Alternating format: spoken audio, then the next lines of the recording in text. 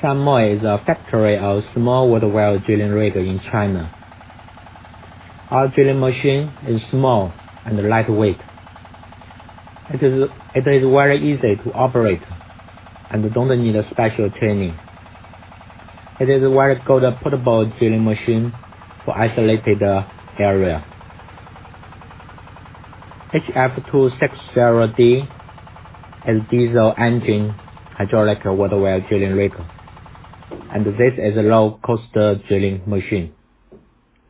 This portable machine is widely used for farm irrigation well drilling. The max drilling diameter is 10 inch, and the max drilling depth is 150. This machine is mainly to drill farmland soil. It could drill soil at high speed.